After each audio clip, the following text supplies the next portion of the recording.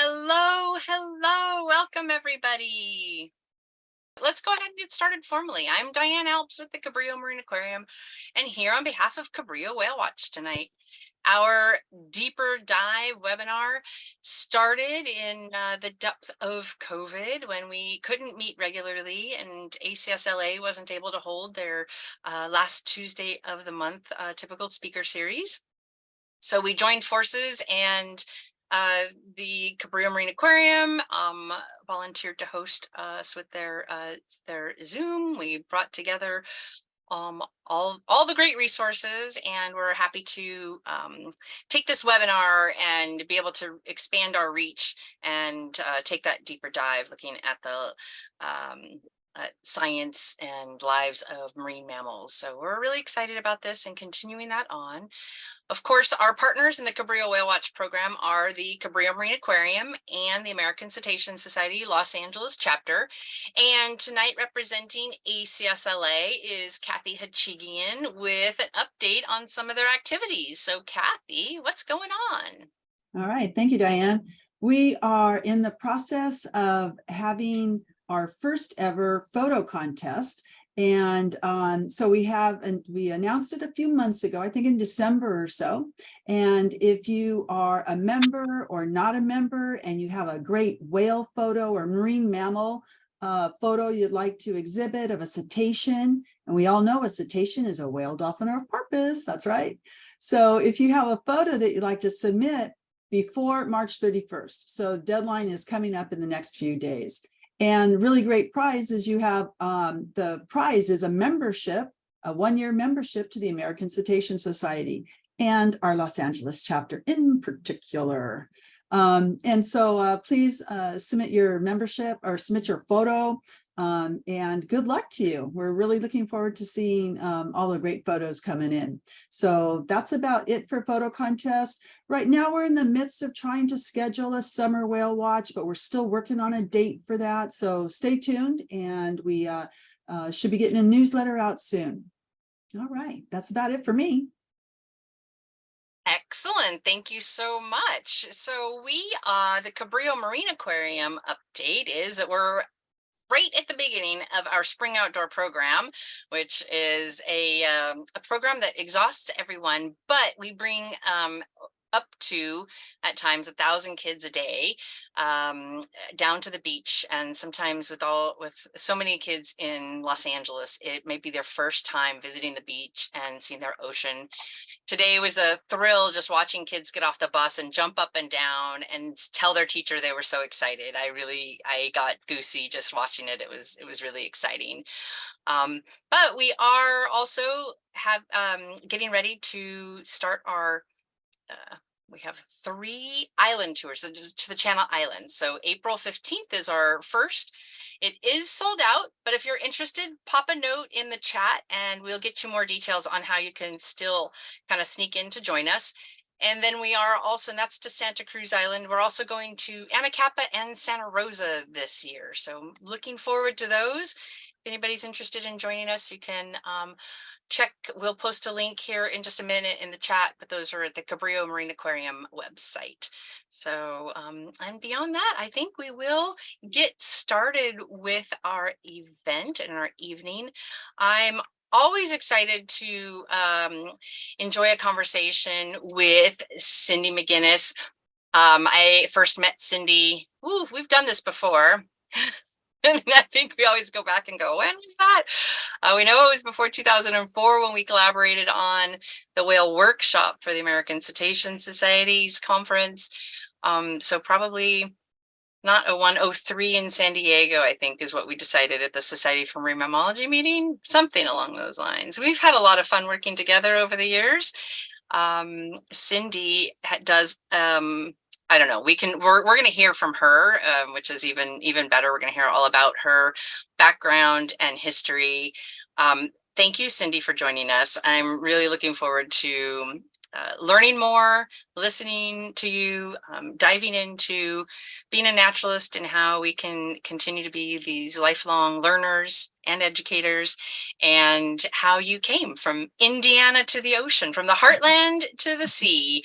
So take it away, Cynde. I'm going to let you go ahead and start sharing. I will turn this off and let you go ahead. So thank you for having me. It's a pleasure to be here. I hope that while I do this, it's not, sorry, I'm just trying to organize my screen a tiny bit. I hope it's not super repetitive. I hope I tried to put in some kind of different things than I have talked about before with everybody, but I'm really just happy to be here to just share my passion for the whales, but also really, I feel recently I've just been more in touch with how do we ramp up sharing our collective passion with people, our passion for the ocean and our passion for whales. How do we get people really excited about this? So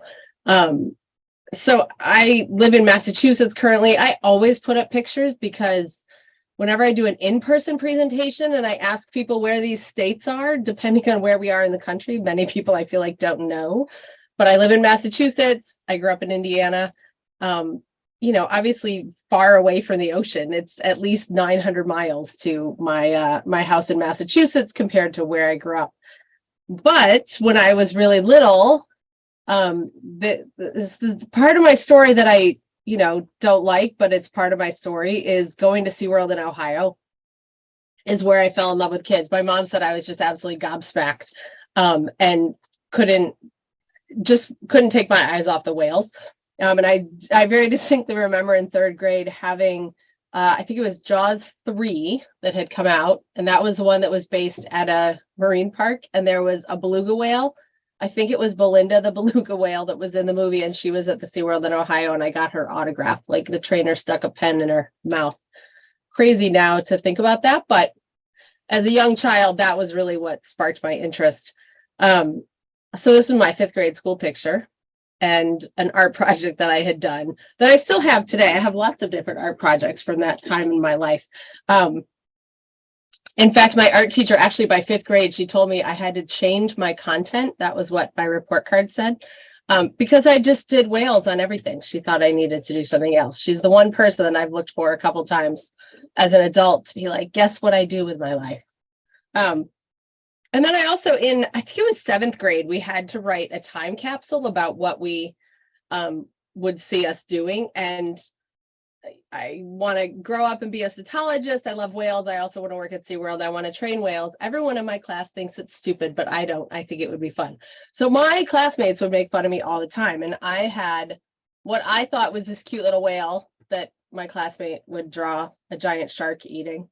Or I would draw my cute little whale and they would stick a harpoon in it. I've nuked the whales in my yearbook, all kinds of stuff. But I just never let it get to me because I just thought whales were amazing and I was just fascinated by them. And I will be honest that it wasn't everything related to whales. So when I went to college, I definitely was not, I wasn't really turned on to science. It was at kind of a young school, so I didn't have awesome science teachers, or I had multiple science teachers in a year because they kept leaving. And so by the time I got to college, I wanted to talk about whales, but I wasn't interested in the rest of the marine biology. And so when I got there, I was a math major for a little while. And then that got too much like English and I bowed out of that. I knew I loved kids. And so I ended up studying psychology and learning and development and behavioral psychology, which is really probably one of the better backgrounds for, studying animals. And then took some education classes as well. So, had a little bit of a background in that. And then I moved home to Indiana for 3 weeks and decided that was not a good life choice. So I had come out to Boston to do a road trip and my friends were moving to Boston. And so I decided to stay and I came up to Gloucester to go on a whale watch. And I remember being on the boat and kind of at that point in my mind, I didn't know what I was really going to do, but I remember thinking, well, maybe when I retire from whatever it is I do, I could volunteer on a boat and collect data, because I had seen people that were retired doing that. And so that's what I kind of thought was my only option. But I talked to the people on the boat. I was like, how do I do this? And I'm sure for many of you, I would imagine that that's probably how you got started too, right? Being out on the boat and seeing what people are doing and kind of being like, how do I get involved with this? So I talked to the crew. I said, how do I do this? And the woman told me about an internship program. And so I left my resume with her, drove across country for a couple of weeks. And when I got home, she had called me to invite me to come out and be an intern. And I was so excited because I couldn't imagine anything better than talking to people about whales. But being from Indiana, I didn't even think that was a possibility, because I knew nothing about boats. I never spent any time on the ocean or anything like that. So I worked in the galley for a year. I was terrible at that because I just wanted to be watching the whales. Then I got a position as naturalist and didn't take it very seriously the first couple of years. There was a lot of sleeping on the way out and the way back into the boat, or back the way out to the whales and the way back in. So in relation to the job, I didn't take it very seriously. But I also managed interns at that point. They kind of were like, here, get us some interns. And one of the things that I have always done from the beginning is try to surround myself with people that knew things that I didn't know, because I always thought, oh, I can learn from my interns. And so, I would pick kids that were marine biology majors, but they didn't have to be a marine biology major. There were other majors too that I would choose from, but I always tried to make sure that I was looking at people that had skills that I did not have. And then things kind of changed. I mean, I was kind of getting interested in thinking about what I wanted to do. And there were research groups out here that were studying the whales. And I thought, if I'm collecting data on the same whales that this other boat is. And so it's kind of just redundant. And so I started really thinking, well, maybe I can look at education. And then I met this professor, John Schell, who really kind of changed the trajectory of where I was going. He taught at the University of Georgia, and had over a weekend, we kind of concocted this class. He taught a learning theory class. And so he was like, I want to bring students up to Gloucester and learn about whales in the kind of authentic context of seeing them on the water. So for 10 years, he brought up these students and they learned about whales too. And it was amazing. And I'm going to talk more about this in a little bit, just because he introduced me to a lot of different things and theories that really led to doing a master's. And I started trying to do a master's, like fitting into the boxes on campus. And I would get off the boat and I'd drive down to Leslie, which was like an hour away, and I'd go to class. And after a semester, I was like, this is insane. So I switched to this program that I could design my own master's, which was really pretty amazing, because I could learn something. And then I was also on the whale watch. And so I could implement it right away. And it was like combining theory and practice in a way that was really, really powerful for me. But I pretty much created an education like curriculum for whale watching to foster a sense of environmental awareness, respect, and responsibility. And so looking at a lot of different learning theories and educational theories, how adults change, how to develop a program, how to lead people, took all of those different things and applied it to a whale watch. And a lot of it involved what we did on the boat, was having interns and interacting with passengers. And I'm sure many of you have heard me talk about this before, but really, like, how can we take this experience whale watching and have it make a difference for people? Because I really feel like if we're out there, I truly don't think we bother the whales, because we see the same whales year after year after year. But if we're out there in their space every day, then I want to be making sure we're making a difference in people's lives, and not just out there like, woohoo, let's take some pictures. And so really trying to engage people in lots of different ways is something that I have always tried to do. And, I think whales have such a power to make a difference. And so anytime kids come on the boat and they would look at me like, I want to be you when I grow up, I would always try to take them under my wing and try to get them involved with what we were doing out there. And then I would also just try to take advantage of different opportunities that came along. So I did an Earthwatch trip down in the Bahamas with Ken Balcom and Diane Claridge. Got to learn about the tropics a little bit more. And I was working with Ocean Alliance, which was Roger Payne's organization. And at the time that I was there was when the research vessel Odyssey was going around the world. And so I met that a couple of times and got to participate in the research. And, you know, not that I was doing a super valuable part of the research, but just getting to see how it's done is great, because then that helps me explain it to people and get people, you know, maybe there are other scientists, but get them excited about what's happening with whale science. Any chance I get, I try to go to a necropsy. I haven't been to many, but I always find it fascinating to just watch and be able to view, you know, see the whales in a different light, and then presenting at conferences or going to conferences. I mean, I've always been kind of a social scientist, and so I've been fascinated with people's reaction to the whales and what impact whale watching has on people. And so I've done lots of different projects and presented at conferences. Threw that in of us, Diane, from our last one that we did together. And getting involved with just different campaigns. I mean, mostly we study humpbacks out here, but right whales are one of the critically endangered species. And so I was involved with the Year of the Right Whale project. And recently I had an opportunity to go down to Antarctica, which talk about lifelong learning. Holy cow. Absolutely an incredible experience. And I have been, you know, really thinking about how I'm testing out, I guess, how can I share this experience with kids to get them excited and curious about the wild world.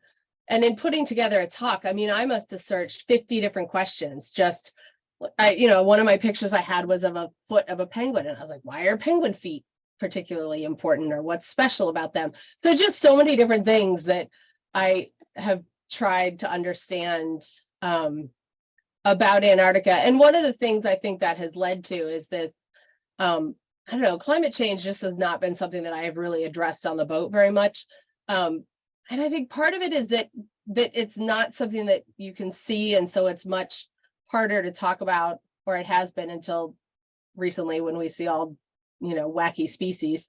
But it really trying to understand it to a level that I can figure out the best way to explain it to passengers, and how to incorporate that then into my naturalist stuff that I'm doing is kind of currently one of the things that I'm really interested on. And then the other thing that I am fascinated about right now, and I want to try to do something with it this summer, is krill.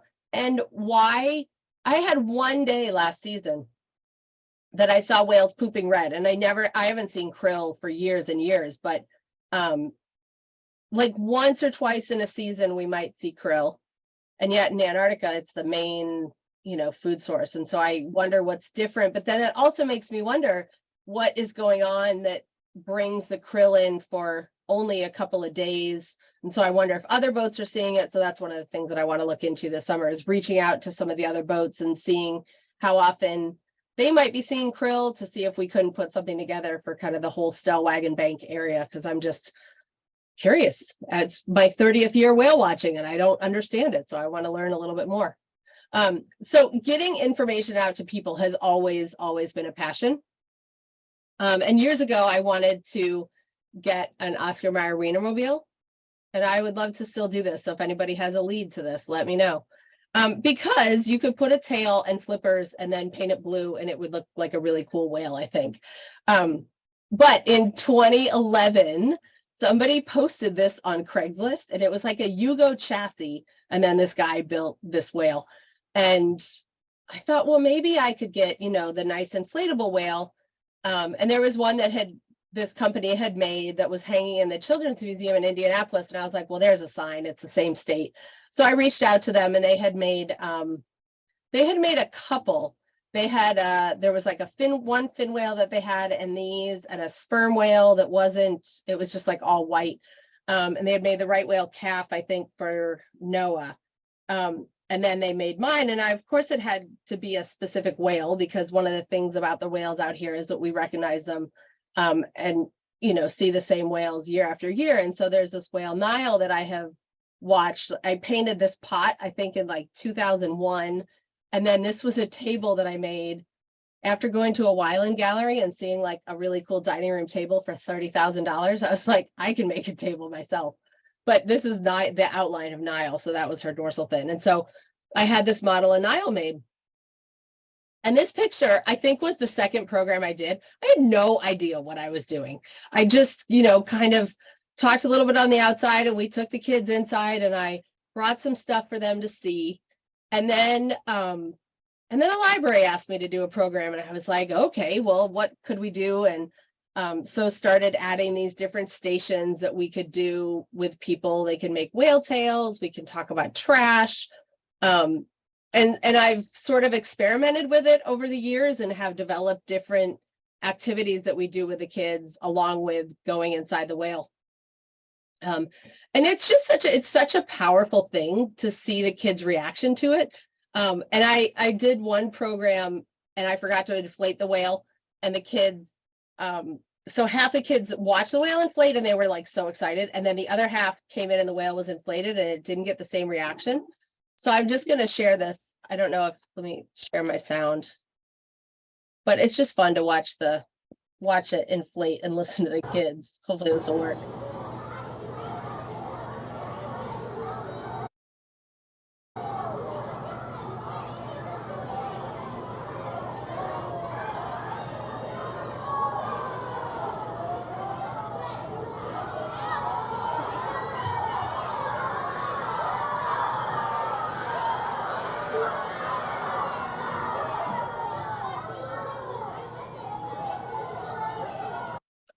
And I'm sure, Diane, you guys get the same reaction when you inflate it. It's so awesome to watch the kids watch the whale inflate. It's my favorite thing. So I've taken it all over the place and done lots of different talks. This was just a really crazy library that I was able to get it inside of, a hockey rink, a greenhouse in Arizona. And along the way, I'll get requests to do things with different audiences. And I'm like, all right, let's give this a try. So this was one that I did for the Perkins School for the Blind. And so I really had to think outside the box about how to help them understand things. And so I took these 8x10 canvases and ironed on like a picture of the whale, and then took puffy paint and painted the black part of it so they could feel it. And it's been really cool. I've used this multiple different times, but they can really understand that we we use the patterns to tell the whales apart. And then I've done it with the Beverly School for the Deaf. And, sometimes it's kids that are nonverbal, and it's just so amazing because they come in the whale and you can see their eyes just light up and they have these huge smiles on their faces. And so it's such a powerful way to be able to reach kids and help them make that connection with the ocean. So I ended up getting my version of the WhaleMobile, and I've traveled all over the place. My goal is to hit all 50 states, either in person or virtually. And what I find is that it's kids that get excited about it. I teach a college level class too, and I always have my college students come in. I think they just think I'm crazy. And then sometimes it's teachers or adults that just get so excited about it.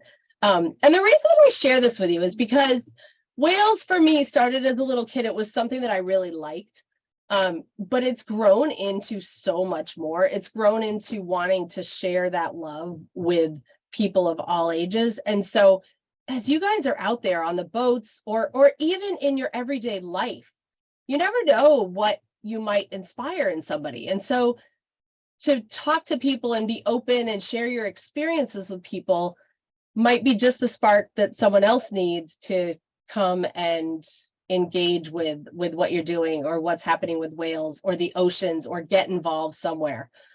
So that's why I share that with you. I'm going to pause for a second and send it back to you, Diane, to do some questions or comments or. Well, we're going to start with a couple of things here. So I'm going to start with Cynde is a meme. First of all, you've made it when you become a meme. So would you like to tell this? I don't know where this was like So I don't know. But during COVID, after I cried for 2 weeks because I was like, what am I going to do? I set the whale up in my front yard to create videos. And somebody posted this picture when they drove by it. And then this popped up as a meme. But my nephew, literally a week ago, sent me something that he saw in Snapchat that I was in, some video that was like, with the same picture that was like, for some reason, someone put a whale in front of their house.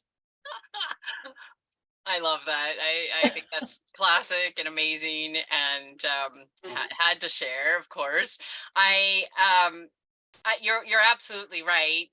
You know, the kids, of course, the aquarium has since raised money and invested in 3 in life-size inflatable whales, which I went to Cynde for, like, her okay, and you know, we talked a lot about it, and she definitely helped you know, helped to mentor us there. And but they're mind-blowing, you know, every single one of them, and every single time we inflate it, it's just mind-blowing. I do want to also share, because in case you want to go a different direction with you know, with your WhaleMobile. Of course, this was featured at Burning Man apparently for a few years, and it's now available. So if anybody is available and interested, I would give Cynde first dibs just because it seems right. You know, not only does it light up, it's got a love seat in the back. It's Is it got street legal? I doubt it. I don't think so. I don't know. It holds 20 people though. Come Oh my on. God. 2 in the cockpit, 4 in the hidden love seat, and 14 on the upper platform. It is a chassis of a dune buggy, Oh my so gosh, that is you know, who knows. hilarious. But it not only does it light up and it's nighttime worthy, but it also has an amazing daytime presence. So for anybody who's interested, those are just a few little shares.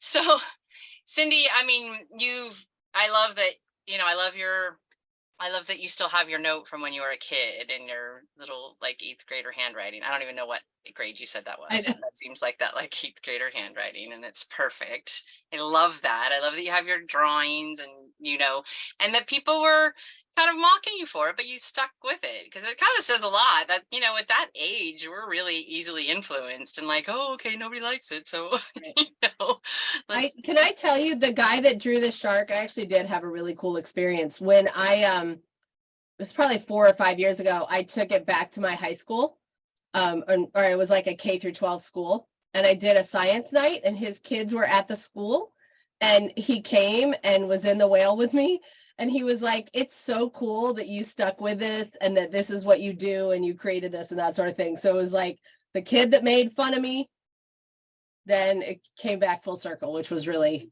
nice. Love that. I love that you had that chance. That's the best. That's the best. Yeah. You also, and I'm sorry, I didn't pull the screen. Maybe you have pictures handy, but you accomplished something a little bit out of the realm of even, I mean, a lot of what you've done is super cool and kind of close to normal, no, you know, normal, whatever normal is, you know, in the realm of loving whales. But you set a world record. I don't know how many people we have, you know, 30 people on the line. Anybody else here set a world record? Design and then set a world record? So do you want to tell us a little bit about that? Because I mean, I definitely think I could challenge you, but I would have to tear I'm sure many people could challenge me. I was just the only one ridiculous enough to do it. Exactly. So my son came home with a Guinness World Record book, and there's like a whole collections page, and he was obsessed with this for a while. And so I looked up, somebody had gotten a record for the largest collection of hippo related items, and it was 600 things. And I was like, I bet I have more whale stuff than that. Because I started collecting stuff when I was little. And then when I had kids, like the stuff just kept coming in. And so I applied to like make an attempt at it. And they gave me back the kind of rules. I had to set it all up in a public place and had 2 people count it. And one of them had to be a marine biologist. I had to send in their resume. I had to videotape them counting the whole thing and a spreadsheet of all the items. And they said I had to have at least 1,000 things. And I started getting stuff out, and I was like, 1,000 is a really big number when you're counting one thing at a time. But I did, I said, I don't know where my pictures are of it. But I did set it all up, and I got the world record. And really part of the reason that I did that was it was just a funny, it was actually cool to see all my stuff in one place, but it was really to let kids know to hang on to that thing that they love. Like that was really why I did it, to kind of be able to share that story with kids and let them know that if they have something like that that people made fun of, like maybe later on it'd be something that they'd be excited about. Oh my God. I know there's no pictures on their page. No, and you know what? I I didn't look at pictures before I sent in my picture. I should have taken one of me closer to it, but I wanted one with the whale in the background and me in the foreground. There. I can't even, oh, there it is. Yeah. It was crazy. It was like a yard sale, but it was all my stuff, or like a flea market. But it was, yeah, it was crazy. Would certainly be the coolest flea market if you ask somebody like, like Nerd Alert, yes. I'm there. Whenever I go to a flea market, I always find the whale thing. Right. Yeah, exactly. The eyes just go right. Yeah, no, I think that's pretty impressive. I think it must have been quite a feat, and just your household alone, what you must have undergone just to take it was that crazy. apart and dismantle that and re-put it back together. Yeah, quite the feat, and good for you for like setting it. Kids are funny because they're like, have you done it again? And I'm like, no, I will never do it again. Not even if I like triple the record. No. Yeah. No, it was a lot. No. As one of your biggest fans, I have been following some of your accomplishments, and I know that the Gulf of Maine Council just honored you for their Visionary Award for the innovation, creativity, and a commitment to protecting the marine environment. Congratulations on that. Thank you. Was that everything you do? Is that anything in particular that I mean, I think I was nominated for mostly the WhaleMobile, but I don't know, probably a little. I mean, it's been a while that I've been doing this. Maybe that's part of it too. Well, very well deserved. Absolutely, very, very well deserved, and congratulations. Thank you. Yeah, I think that's they couldn't have picked a better candidate for that. So, did post in here, but we are going to be, as we do with our deeper dive, taking small breaks and little segments where you guys have an opportunity to interact with our guest. Tonight is no different, so do please post your questions in the Q&A. The first is Betty, who is asking how many whale items you have. Now we know that as of 2019, you had 1347. So what about now? I don't know, probably 1,500 or so. Because you just can't, because you've been doing. Because I can't. I have a problem. I think it's really a problem. Yes. Probably. I don't know what you're talking about. I'm sure nobody else on this webinar has that same problem either. Yeah, exactly. I didn't post soon enough to remind everybody to ask questions, but I think we have had enough of a break now. Let's go ahead and pop into your next segment. Unless anybody else, last call for questions. 3, 2, 1. All right, so why don't you go ahead and jump into the next round? So really one of the things that I just wanted to share with you guys is I know, because many of you are naturalists,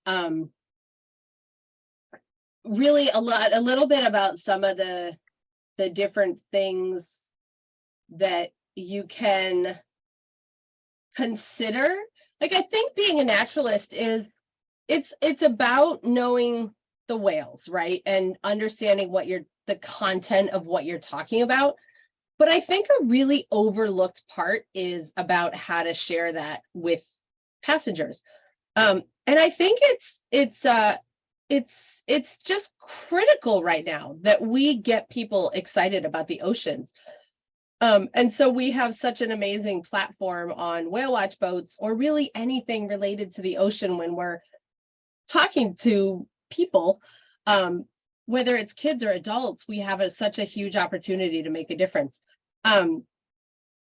And so one of the things I was thinking about, like things that I started with, you know, one of the things, like I said, I always surrounded myself with people that knew more than I did.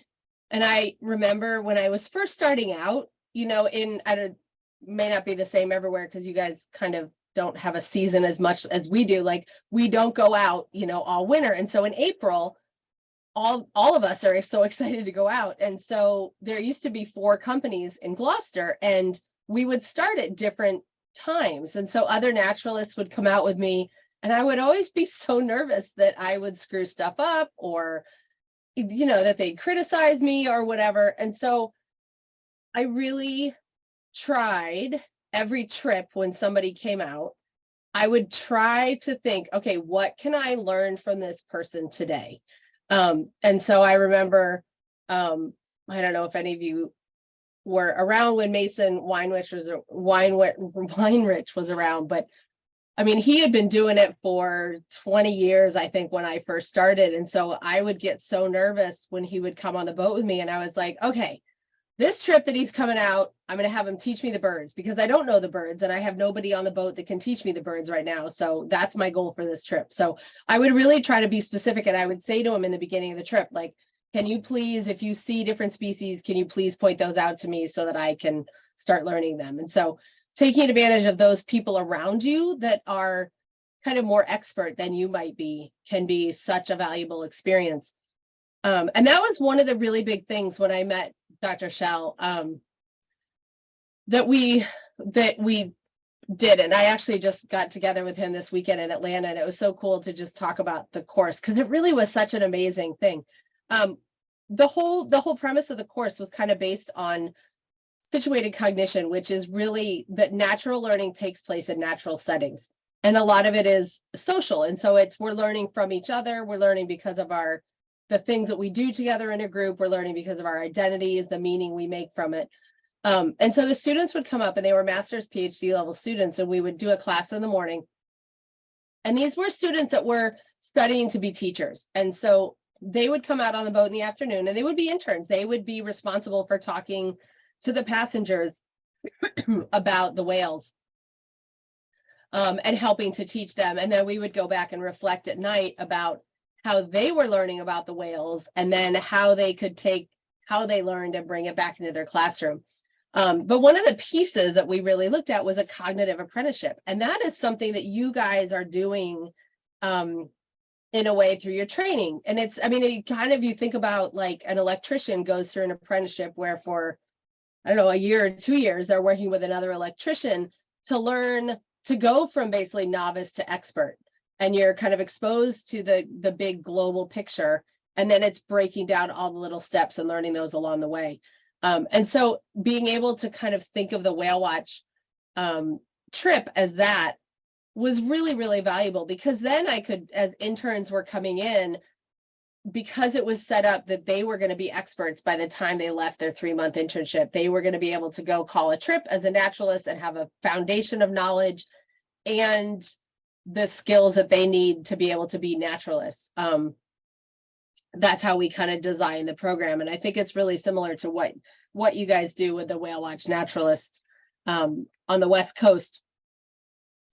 And so that's something, you know, if you're interested in learning more, I'm sort of just wanted to talk about some of these different things, because I don't think they're what people think about in relation to being a naturalist. It's really, and even when I look at training programs, it's all about, well, this is what you need to know about the whales and the dolphins and the ocean. But there's so much more that's underneath it that can make us better communicators, I think. And then multiple intelligences is a huge one, that we all have different levels of intelligence. There's, you know, kind of what the SATs test. My son had to take those today, the English and the math.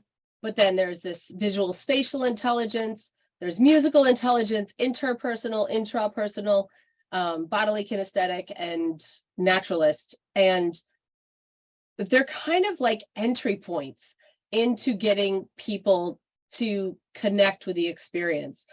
So on the boat, we had a 3D model of the ocean floor.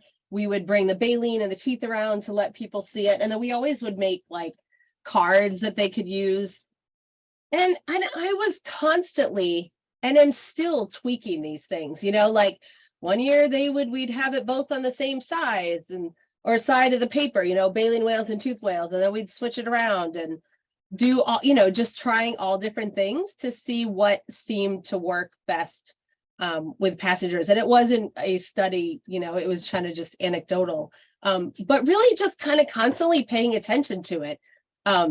And seeing, you know, what is the most effective way to get this message across to people. And then interpretation is, you know, the field that we are a part of is how we communicate. But it's more than that. It's about people making meaning with their experience. And so we are kind of the facilitators helping connect people to the resource, or connect our audience to the resource and have them make meaning. And we are facilitators of that. And one of the really important things, and when I did my master's, I sort of got this, but this is something that's really sunk in the last more like, you know, 10 years, is really developing what our message is. So having a message that we want to get across to people. And, you know, you think about it with every presentation that we do, it's so much easier to create it if you know exactly what you're going to say, you know, and you know exactly the point you want to get across, because some information fits and some doesn't. And so if you have that kind of backbone of your message and where you want your presentation to go, it's a whole lot easier to fill in the information. And it's really important because for somebody on the boat, you know, they want to, most likely, they're going to pay attention if it's engaging, if it's easy to follow, if it's enjoyable, if they kind of have a direction of knowing where it's going, they are more likely to be engaged. And so you being very clear about that in the very beginning can be super helpful. And it's something that it's a class that I teach at Salem State University. And so it's something that I come back to every year. I didn't teach the year of COVID. And so the next year I went back. It was so nice to get back in touch with the theory again, because I hadn't really looked at it in 2 years. And so it really has, especially more in the last 2 years, it's really, I think as I've seen such a shift. So where, I mean, this is my 30th year, and I would say the first 25 years, you know, if I compare that to the last 5 years, there's definitely species that I saw those first 25 years that I'm not seeing now. And then species that I'm seeing now that I had never seen before. And so I feel like for me, I am seeing such a shift in what's happening out there. And so trying to figure out then, how do I take my own, you know, knowledge of what I've seen, my own observations, and also put that on top of what we know about climate change and that sort of thing. And then what is my message, and how am I framing that for passengers is, it's always something that I'm striving to do, because it's, you know, like teachers that teach the same year for 30 years, that's very different than the teacher that teaches the same class but modifies it a little bit, you know, for 30 years. So constantly trying to think about how to engage is important. And so thinking about how you do it, but then also thinking about where your audience is also important. And so one of the things that I learned about when I started teaching, and I think it was also when I did the Certified Interpretive Guide program for the National Association of Interpretation, they introduced me to identity-related motivations. And so it's really looking at what is the motivation of the audience? Why are they coming to this experience? And so then can you tailor what you're doing to get to those different identity-related motivations? And so you know, it's just something that intrigues me. And so I think then about, okay, well then how does that, you know, relate to what the passengers are experiencing? And that was when I did a talk about that last year or 2 years ago for you guys. And then, you know, another thing is being willing to ask for and take advice from people, I think is a huge thing. I know when I did my master's, it was there were 30 of us, I think, and we were all from different disciplines. And I do remember it being really cool to talk to other people because their ideas came in and helped me formulate like having a conversation with them and hearing their perspective on what I was doing was totally different than what I was thinking about. And they had all different perspectives. And so that having those conversations and engaging people allowed me to really make it a much fuller program and be able to study a lot more. And I was looking at leadership and transformative learning, which is how adults change, and even learning about adult education. And then it's just, trying new things and seeing what works. I think about the doc talk, right? The initial talk that we give when we're leaving. And I used to stand up and I had puppets and I'd show the baleen and I would explain it and the whole 9 yards. And then I would be done and I'd walk on the boat and I would walk by people and they're like, what is that? The whale slipper? And I was like, oh my God, nobody is getting this. So I was like, I'm not talking about this at that time. And so that's why I stopped doing it in the initial presentation, and I started doing it in more one-on-one conversations with people because I didn't think they would listen or they didn't seem to listen, because so many times people would ask me what it was right after I had explained it to them.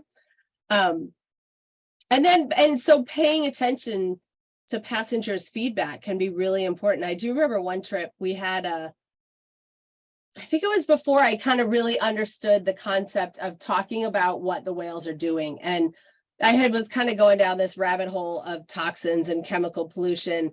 And, the whales, I can't remember if they were playing with the boat or I think they were active. They were either breaching or flipper slapping, something like that. And I was just like, rah, rah, rah, rah, rah, about toxins. And this woman came up to me and said, you know what, I'm really into this stuff, but I did not want to listen to you anymore. And I was like, okay, point taken.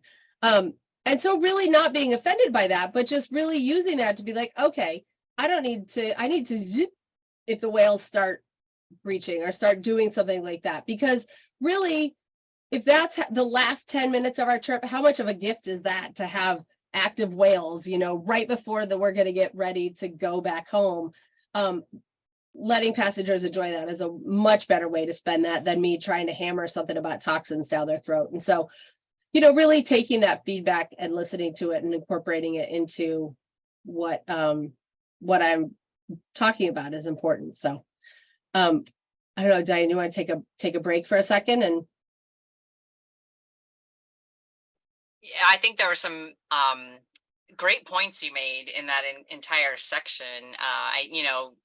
You're right. I think, finding the right timing is really important, right? Somebody might be completely open to hearing something if you partner it with an experience or something that they're seeing, or when they're ready. And you kind of have to find that timing, and giving them too much at the beginning, sometimes over front loading is, it just goes in one ear and out the other. I think your example is perfect to that, just too much at once.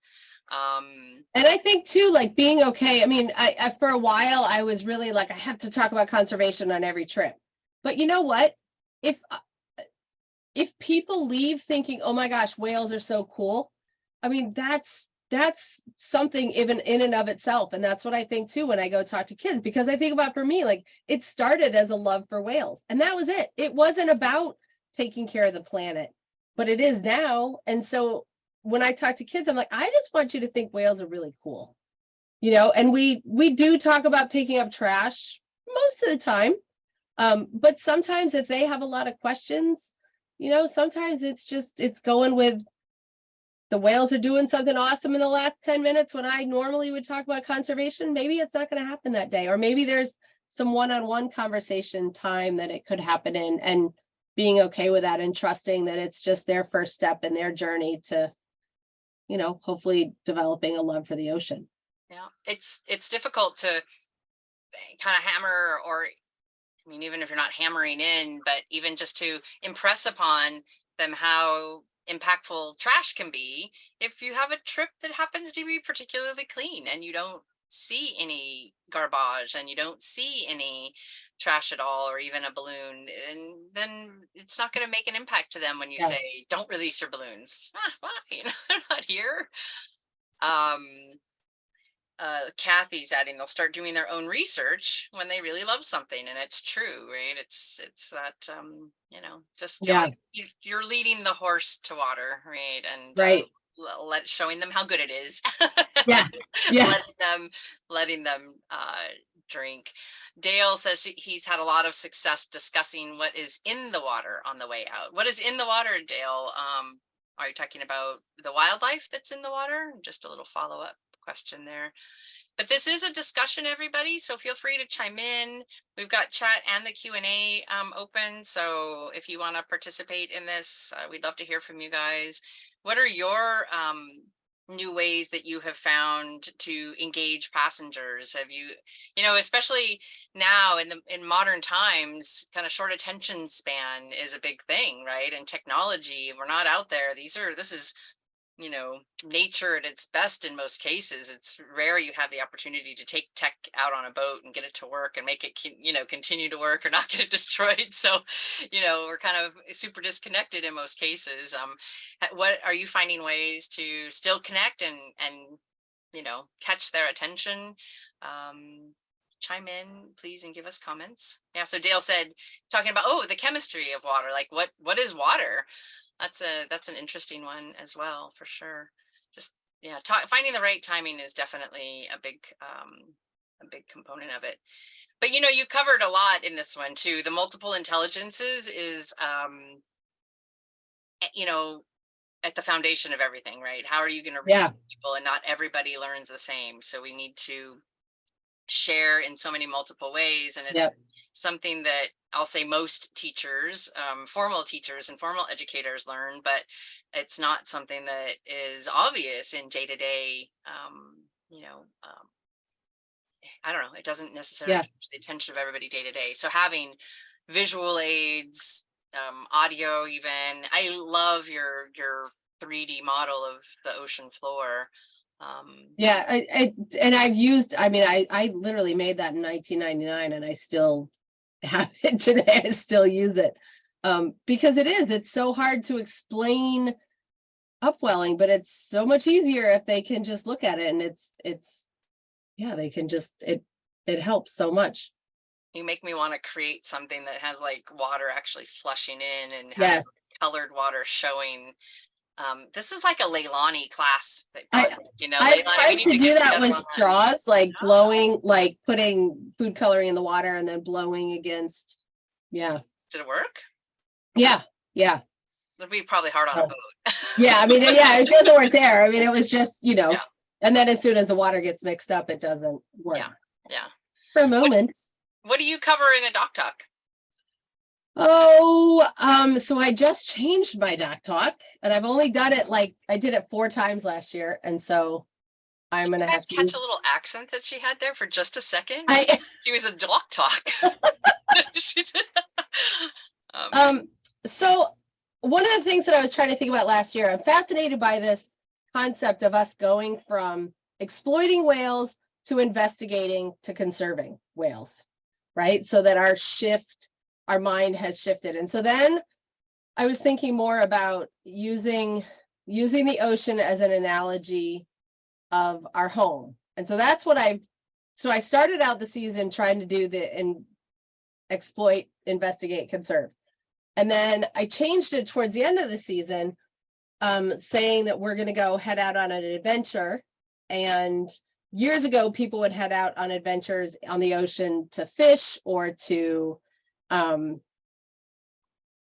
explore, new lands, whaling to get goods from one place to another. But today we're going out into someone's home.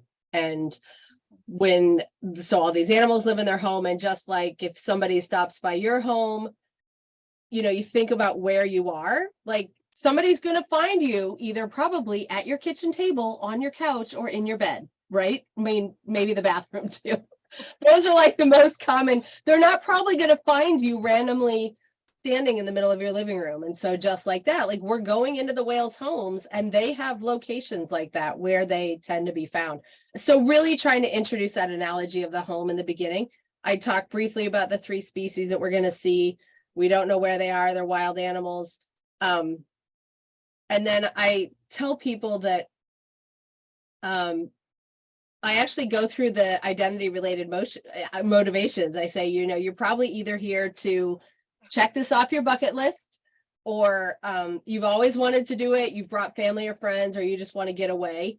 And I say, regardless of why you're here, I hope that they leave with a feeling of wow, kind of like when you finish a good book and you're like, oh, it's amazing. Nice. Because, and that I think whales are truly amazing animals. They're out there surviving in their home, but like people without a healthy home, it's hard to thrive. And so humans are the ones that our choices can make a difference for whether these animals are thriving or surviving. And I hope you're inspired to make choices to help these animals.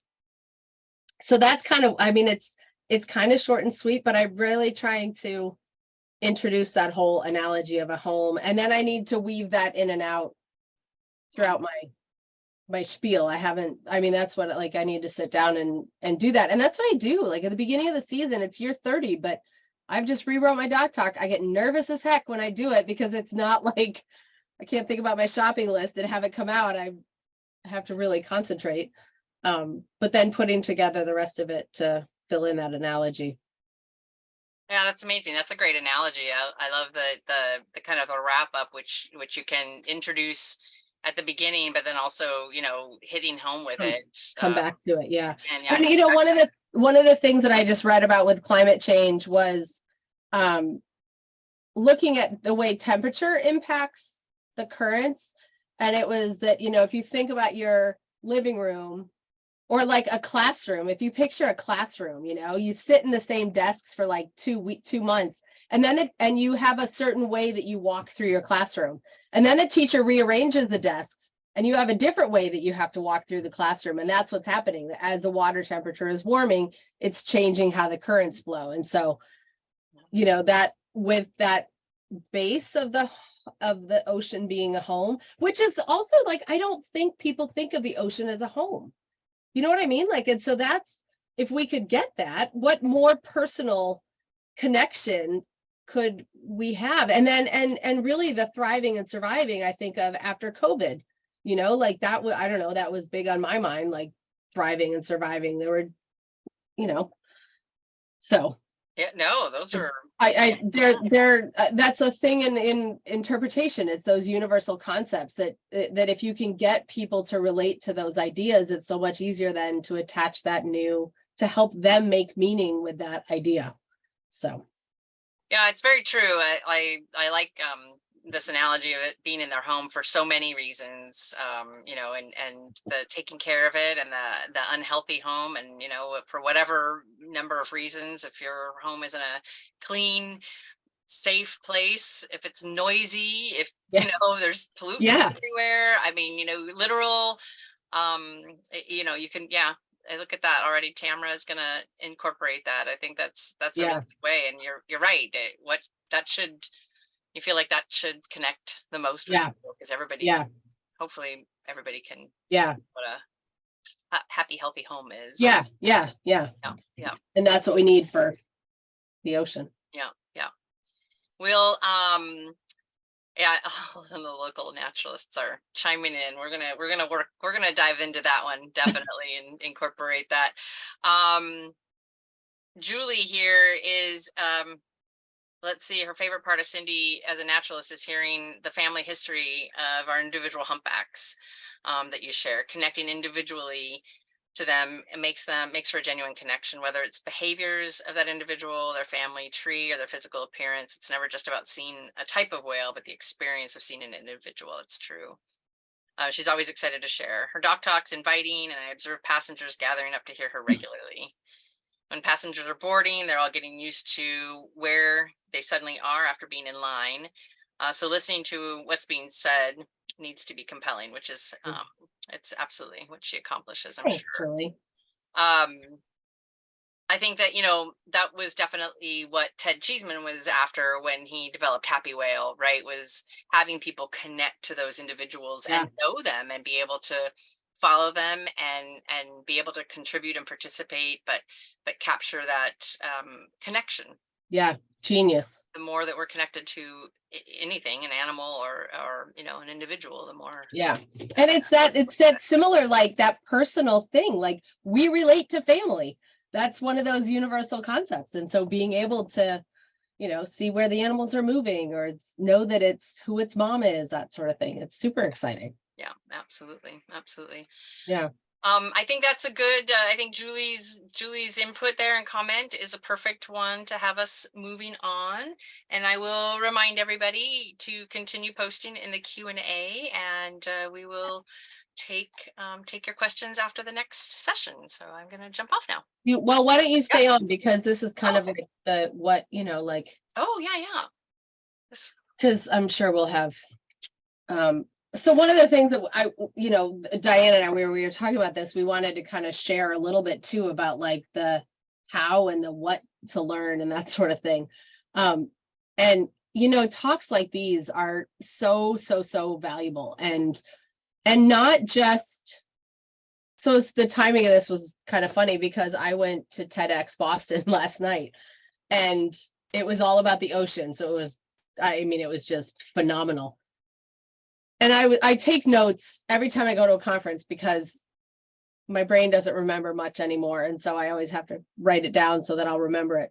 But I'm not just writing down facts. Like half of what I go to listen to at conferences is how things are being said. Like, how are people that are speaking trying to connect the audience to the ocean? And so writing down like the last lines of what people say or something like that, like one that I should have left it open to a page. Oh, I'm not going to find it. I often look at their graphics, for example, like what are their visual aids? How do they connect? All right, go ahead. Is this we can protect their beautiful but fragile blue home? And so looking for those, it's the how. To me, it's all about the how. And so it's just so important. And then the other thing that I think is that Kathy, like what you said, like if somebody is interested in something, they're going to go research it. And so one of the things that has always been really important to me is to have, I know I know a bit about humpbacks, but I know a lot about a lot of different things because I've been going to conferences for years, so somebody talks about walruses and I will talk about a talk that I went to 20 years ago that I thought was so cool. But it's like giving them a little bit of like, here, look at this is cool research that's being done about walruses or about bowheads, or check out these river dolphins. And it's giving them a little bit to then hopefully feed that curiosity that will send them home to look up something else. And so understanding and knowing what's happening all around the world can just add to you helping people make meaning. And then podcasts are such an amazing thing, to listen to, because especially when like the marine mammal science ones, you're interviewing with, Ashley's usually interviewing the scientist about the research that they've done. And so it's a great way to learn about, again, what's happening in the world. So how to connect people, but also, the ins and outs of, different species that you might be into and that sort of thing. And on that, I think the podcast, just going back to what you had said earlier as well, is that there are an amazing list of podcasts, right? And even just marine mammal podcasts, but like you said, and normally, every marine mammal naturalist training course is all about, here's the facts about the marine mammals. But even along with podcasts, there's so many different topics and all these other, the areas of interpretation and then just listening to how they're conveying a message. I listen to a number of topics unrelated to interpretation at all in natural history, but you still are picking up potentially how they're speaking, You know, what language are they using, what words are they using, how, and this is all, you know, as a podcast, there's no visual aids. I really heavily rely on, I love photos, and you know, and so then how do you convey those messages, which is as a naturalist on a boat, you're more likely to just need to choose your words, so it really helps to, you know, kind of use those as training as well. Yeah, yeah, absolutely. Um, I was going to say TED Talks too. I think last night they said they were the third most respected media source, actually, was TED Talks. That's what they said last night, which I thought was interesting.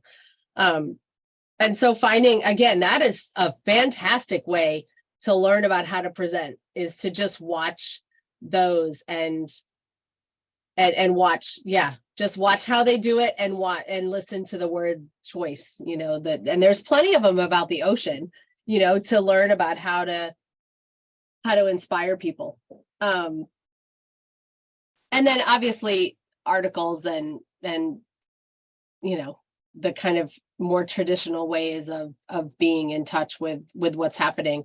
And then the other, you know, I really think experiences, you know, for me, I went to a necropsy, it's probably been like 5 or 6 years, but as I was watching it, I thought, oh, I could use this in the WhaleMobile, because I watched them. I mean, sorry to be graphic for a moment, but you know, pull the blubber off and pull the muscle off. And so I was like, oh, I can share that with the kids, that it's like a layer of skin, because guess what? They don't even think about that, like whales having skin, you know, so that's like a novelty. And then the blubber, and then the muscle, and then we get into bones. And so to having that experience of even going to a necropsy then can informs what I'm saying in my WhaleMobile programs.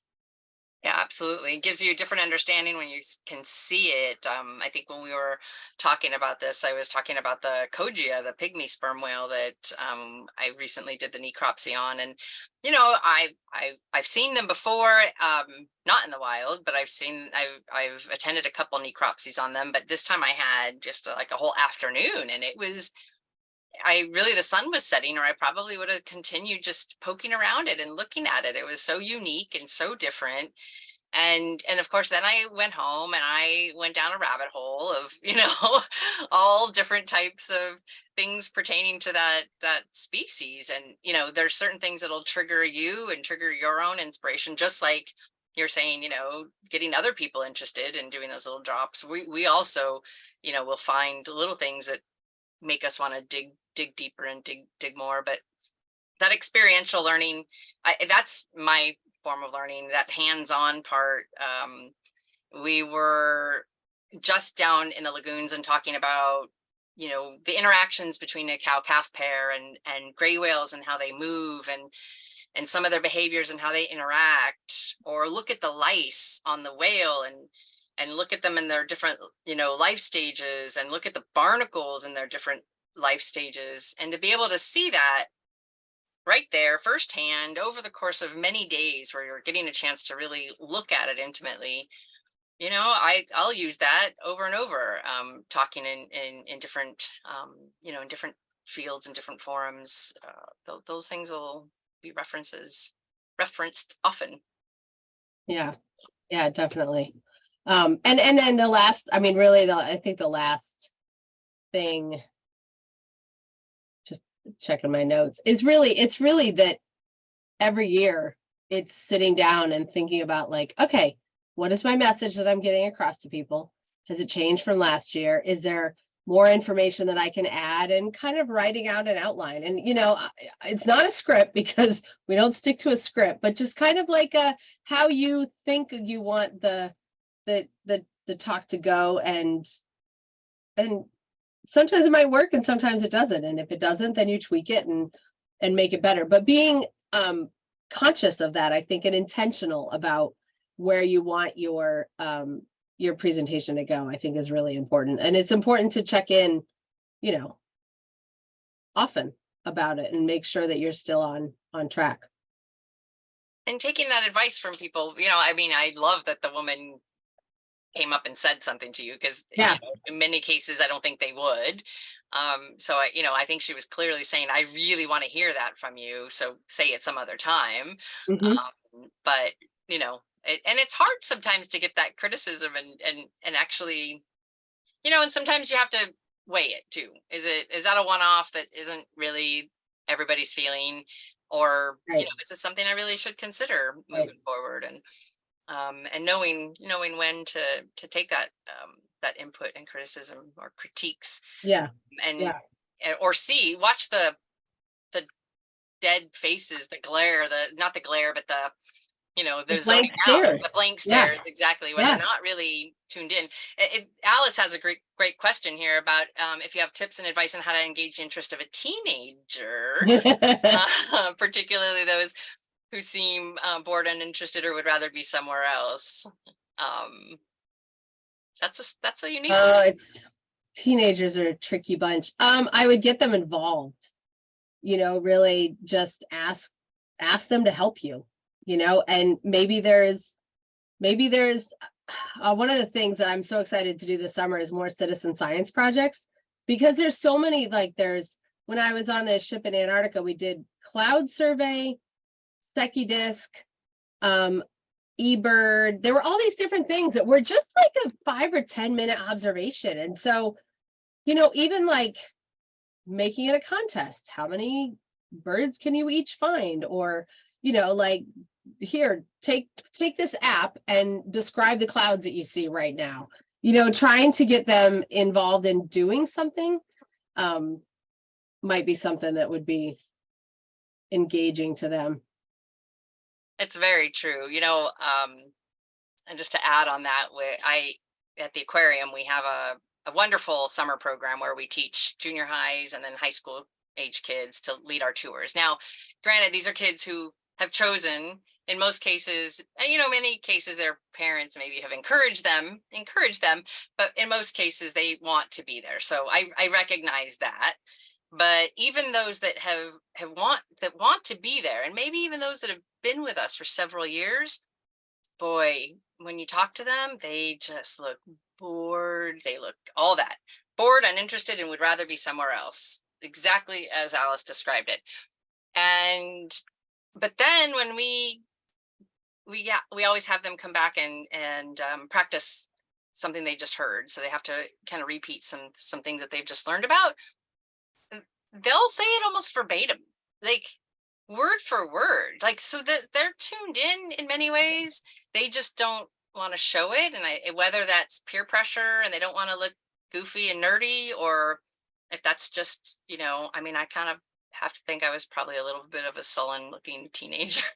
So. Yeah, I definitely think that they just look like they are not listening and they're hearing every word you say. Mm-hmm.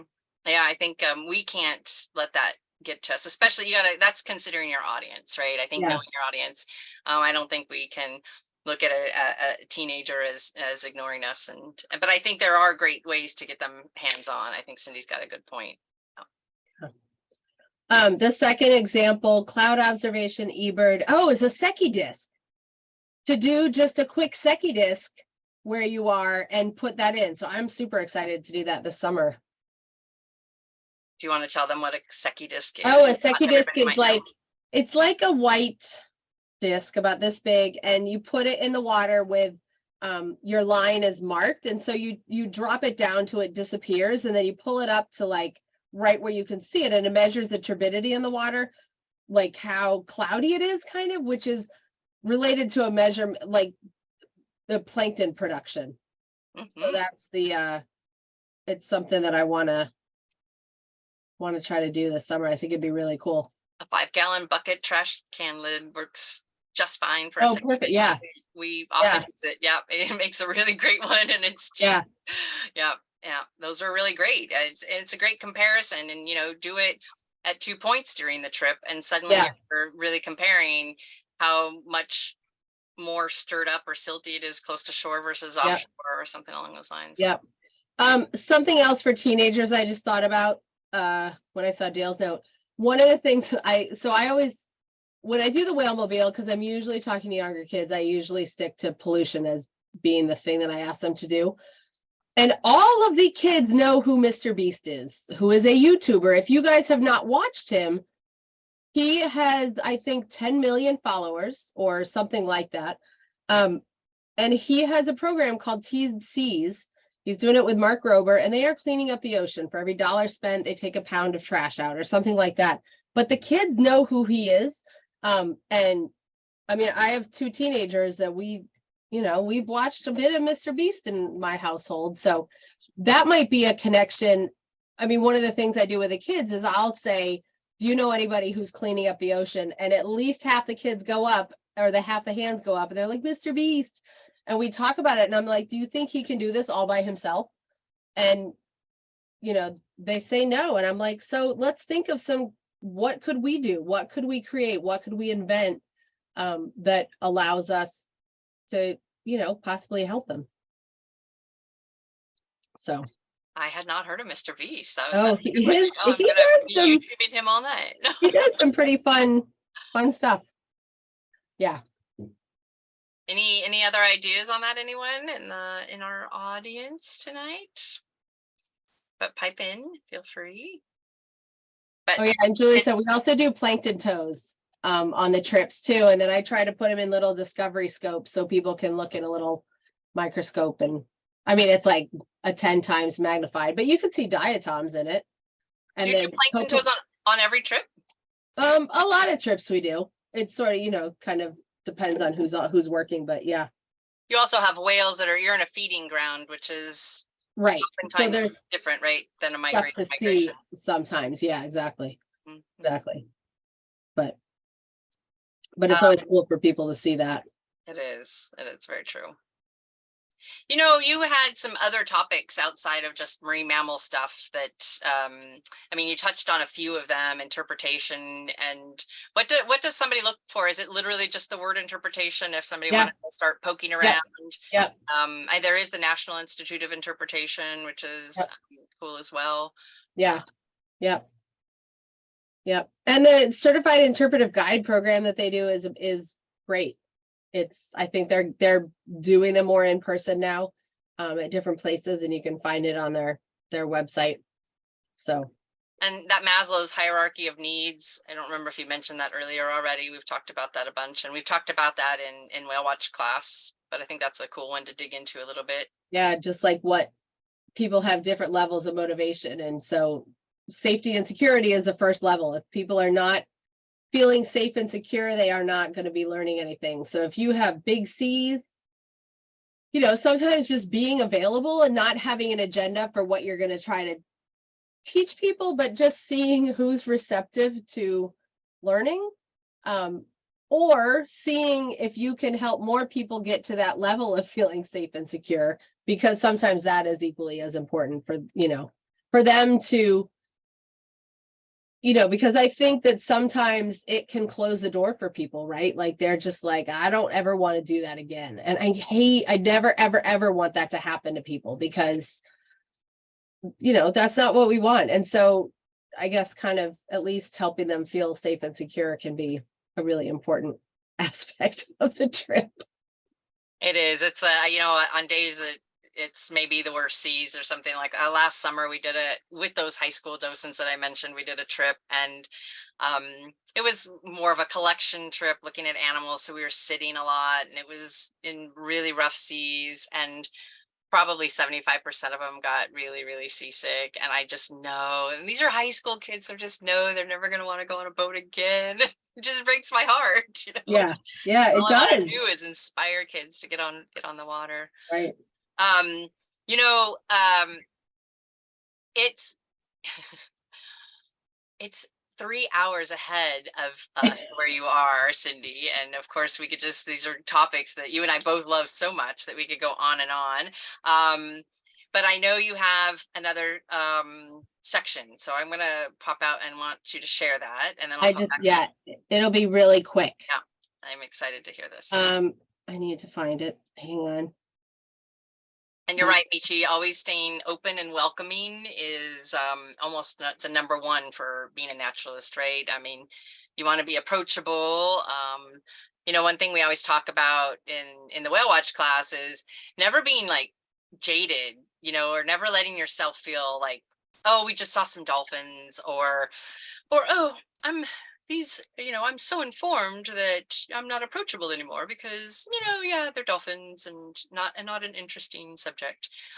You really have to stay open and show that you're excited. And when you're excited, people will be excited. People You're know, almost and they know when it's authentic. It's true. Yes, that's very true. Yeah. All right. Yeah. Okay. Okay. So this is my last. All right. Am I sharing? No. Not yet. How's that? Okay. Okay. So there's just the last thing that I wanted to share with you was the, when I go to a conference, I often come home and I just cry because I am like, we have screwed things up so badly, right? Because when you go to a conference, you hear about, am I sharing the right screen? I don't know. You're sharing a purple screen. Yeah, but I don't think it's the right one I want to be sharing. So I was like, well, I can't wait to see where this is going to go. It's purple. Oh, there we go. Okay. It's still, oh, there we go. Okay. So we have entanglements and ship strikes and trash and toxins and wind farms and I don't even know what that was supposed to be. Oh, noise pollution and climate change, like all of these different things. And when I really start thinking about it, I get really overwhelmed and, you just shut down. Like you just can't, you almost like don't even know where to go. And so I wanted to just share with you a couple things that I do when I get in that headspace, because it is really overwhelming. And I sometimes think the more you know, the more obviously the more overwhelming it is. So really the first thing I go back to is I love these animals and I want to do anything that I can to help them. And so I think about, the individual whales that I've been seeing for some of them 29 years. I think about the kids and all these kids that I have talked to that I hear about or hear from, or, the interns that I know are going on to do great things. So getting back in touch with those things that I'm passionate about, I think is really important. And then second, I like to share with people that you don't have to be a scientist to do something with conservation. So, a lot of people think science or math, and some people might be like, woohoo, yay. And then some people are neutral and some people are like, I don't want to have anything to do with science, but you don't need to. And so I know that you guys probably know all this stuff, but you can be a lab scientist and study whales, or a field scientist and get samples. But you could be an engineer, or you could be a boat captain and be really good at approaching whales to put tags on. You could create the software that the scientists use to make the graphs and the data that they can analyze. Then you could be an acoustician, you could be a drone operator. But equally as important, I feel like, and maybe even more important right now, is being an artist or an illustrator and partnering with scientists to take their information and make it digestible for the public. Being a musician, this person, and I cannot wait to meet them. I've tried a couple times, we just haven't connected, but she made the whale guitar and she'll play it and, have information on our website. This is Roger Payne and his wife, Lisa Harrow, and they created this thing a couple of years ago called Sea Change. And he talks about the science of what's happening with the ocean, but she is a Shakespearean actress and so does a dramatic kind of interpretation of it. And it's just a very powerful way to get that message out there, being photographer or videographer, educators. And I always like to throw this one in there, like even just being a dog trainer and training the dogs to go out and sniff for poop. That's certainly something that, we can, letting people know that, especially kids, that all of these things are available to them. And in this world of conservation, they are all equally important. It's not just the scientists that are out there doing the research. That research has to be out there and translated so that the public can understand what's going on with our world. And then the last thing that I always think about is it's like one program, one child, one trip at a time, right? I can't think about, oh my God, all of these people need to be educated. I just try to get to the first one. And this was something that my my coach taught us about, like, when we have a thought and we want to get to this thought, we have to cross the river of misery. And so we go over this thought bridge. And so I was thinking about this in relation to, when we talk to people, they might just be like, I don't know what to do, but we want them to think I'm making a difference. And I think that that's a leap for a lot of people, right? To think about what can I do and how can I impact the ocean? Because a lot of people don't live right by the ocean, right? And so we get them to think about what they can do maybe in their backyard. And then from their backyard, we can go to their community. And then from there, we can go, think a little bit bigger. And so when I think about filling in this thought bridge, when I'm teaching, I'm thinking like, you could teach your friends about whales, or you could take a reusable water bottle to school and reduce your use of plastic. You could pick up trash in your backyard to make sure that the animals won't eat it. You can recycle plastic in your house, clean up a local park, get styrofoam lunch trays banned at the school, get plastic bags banned in my city, and then even getting bigger, get single-use plastic reduced in my state, and then voting for people that, will protect the oceans. And so really thinking about getting people to start this journey to get to that place of I'm making a difference, and in a lot of different ways. Skip that.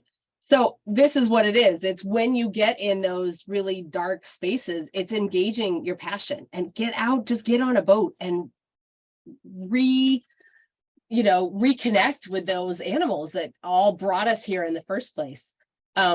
Share possibilities with your people. You think about, I'm sure so many of you, like I said in the beginning, so many of you are here because of a conversation that you had with somebody that maybe intrigued you to get involved with the Whale Watch Naturalist program, or you've been on a trip a few times and then you kind of got sucked in and hooked in.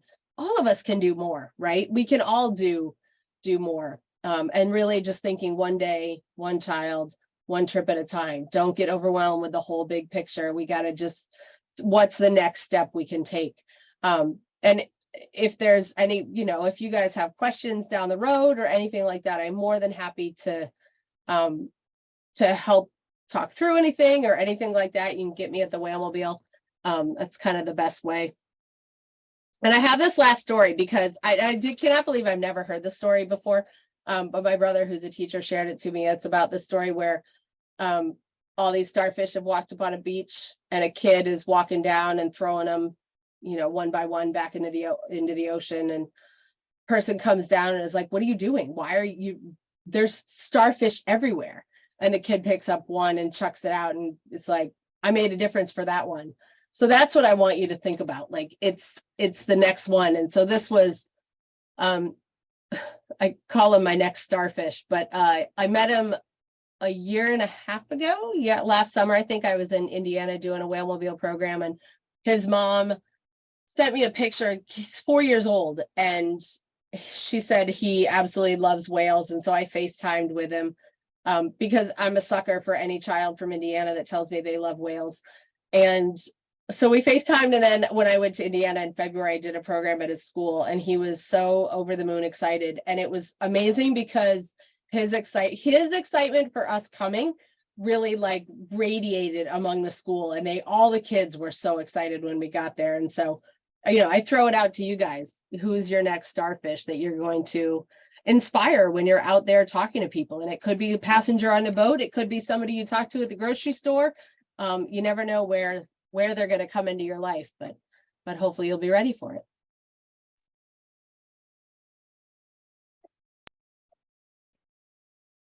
Hopefully you'll be ready.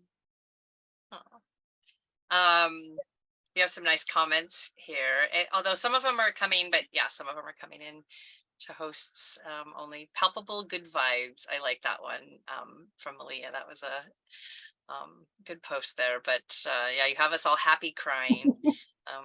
I got through that without crying this time. The last time I did this talk, I cried twice in it. A lot of these are my local, and they know I'm a crier. So yeah, exactly. I'm sure they know I have little tears in my eye. But it's fun to get on that boat and I've tried to share, and I think a few have even shared that they've had this experience this year, is, you're the rock star when you get on that boat. And, that's why I think doing that doc talk is so important, right? You kind of set the stage, they recognize you, and have kind of that point person and who to listen to and who that voice is that they hear over the PA. Mhm. And, these kids, you're the world of what they could be and potentially. And so, yeah. Yeah. Look at your talks are a shot of vitamin C, Cynde. Oh, awesome. Aw. Thank you.